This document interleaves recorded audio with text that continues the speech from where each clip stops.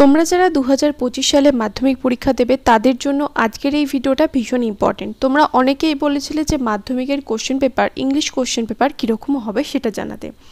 তো তোমাদের মাধ্যমিকের ইংলিশের কোশ্চেন প্যাটার্ন কীরকম হবে, কোনটা থেকে কত নাম্বার আসবে, সিন আনসিন গ্রামার, সেই সংক্রান্ত ভিডিও তো দিয়েছি। সাথে তোমাদের এই ভিডিওতে বলবো যে এই বছরের অর্থাৎ 2025 সালের মাধ্যমিকের ইংলিশ কোশ্চেন পেপার কেমন হবে। আমি আমার ছাত্রছাত্রীদের পরীক্ষা নিয়েছিলাম, এই কোশ্চেন পেপারে 90 নম্বরের একটা কোশ্চেন পেপারের সেট তৈরি করেছি। তোমরা ভালো করে দেখো যে কোন সেকশন থেকে কত নাম্বারের কীরকম টাইপের প্রশ্ন আসতে পারে। যেমন তোমাদের সিন থেকে বলেছি the cat are the snail ভীষণ ইম্পর্টেন্ট, তাই দ্য ক্যাট আর দ্য স্নেইলকে কিন্তু একটুখানিও বাদ দিও না, পুরোটা কিন্তু ভালোভাবে তৈরি করে। এবং the cat are the snail থেকে কিন্তু আমি অলরেডি ইম্পর্টেন্ট কোশ্চেন দিয়েছি, সেগুলো তৈরি করো, তাহলে দেখবে আর কোনো রকম অসুবিধা কিন্তু তোমাদের থাকবে না। তো সেগুলো তৈরি করার পর তোমরা দেখবে যে ওখান থেকেই তোমরা কিন্তু কোশ্চেন্স অনেক কমন পেয়ে যাচ্ছ। যেমন এখানে প্রথমে দিয়েছি একের দাগে একটা সিন থেকে, সিন অর্থাৎ দ্য ক্যাট থেকে একটা প্যাসেজ তুলে দিয়েছি, ক্যাটের একটা ইউনিট থেকে। তো এখানে দেখো 5টা এমসিকিউ রয়েছে এবং সাথে 3টে এখানে শূন্যস্থান পূরণ রয়েছে।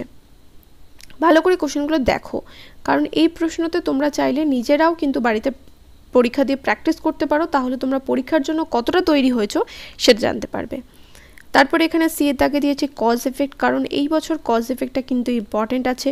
তোমরা চাইলে যদি প্রশ্ন করেও পড়ো, মানে প্রশ্নর উত্তর মুখস্থ করো, তাহলেও কিন্তু কজ এফেক্ট লিখতে পারবে, কারণ ওখানে উত্তরগুলো তো লেখা রয়েছে, খুব একটা তো আলাদা হবে না, একই টাইপের হবে। আর দ্য স্নেইল থেকে এখানে রয়েছে প্রশ্ন, দেখো 4টে রয়েছে এমসিকিউ, 2টো রয়েছে এখানে প্রশ্ন, এবং তারপরে আনসিন প্যাসেজ। যেমন আনসিন থেকে আনসিনের একটা প্যাসেজ দিয়ে দেবে, সেটা তোমাদের পড়তে হবে এবং মোটামুটি বড় প্যাসেজে কিন্তু তোমাদের দেয়। তার মধ্যে এখানে 6টা এমসিকিউ থাকবে, তারপরে এখানে থাকবে 3টে ট্রু ফলস এবং তার সাপোর্টিং স্টেটমেন্ট দিতে হবে। সাপোর্টিং স্টেটমেন্ট দেওয়ার সময় অবশ্যই করে ডাবল কোটেশনটা দেবে। তারপরে দেখো এখানে কি রয়েছে, এখানে রয়েছে কোশ্চেন্স, 4টে প্রশ্ন রয়েছে 2 নম্বর করে, তো পুরোটা এখানে দেওয়া রয়েছে। এবং গ্রামার অ্যান্ড ভোকাবুলারি থেকে যে তোমাদের ভার্বের সঠিক ফর্ম দিয়ে শূন্যস্থান পূরণ করতে হয় সেটা রয়েছে, এরকম 3টে থাকবে। এবং আর্টিকেল অ্যান্ড প্রিপোজিশন থাকবে 3টে এরকমভাবে। আর সাথে ডুয়াস ডাইরেক্টেড অর্থাৎ ব্র্যাকেটের জন্য ইনস্ট্রাকশন দিয়েছে, সেই অনুযায়ী চেঞ্জেস করতে হবে গ্রামারগুলোর, যেমন ন্যারেশন চেঞ্জ, ভয়েস চেঞ্জ কিন্তু ভীষণ ইম্পর্টেন্ট। তার সাথে তোমরা ডুয়াস ডাইরেক্টেডের মধ্যে অ্যাডভার্ব ফর্ম বা পার্টস অফ স্পিচ এগুলোও করবে, জয়নিং পড়বে, স্প্লিটিং পড়বে বা ট্রান্সফরমেশন, বিভিন্ন ধরনের ট্রান্সফরমেশনের ভিডিও কিন্তু অলরেডি আমার চ্যানেলে দেওয়া রয়েছে, সেগুলো দেখে নিতে পারো। এবং ফ্রেজাল ভার্ব কিন্তু ভীষণ ইম্পর্টেন্ট, আমার চ্যানেলে ভিডিও দেওয়াই রয়েছে, অবশ্যই করে কিন্তু দেখে নিও সেই ফ্রেজাল ভার্বগুলোর ভিডিও।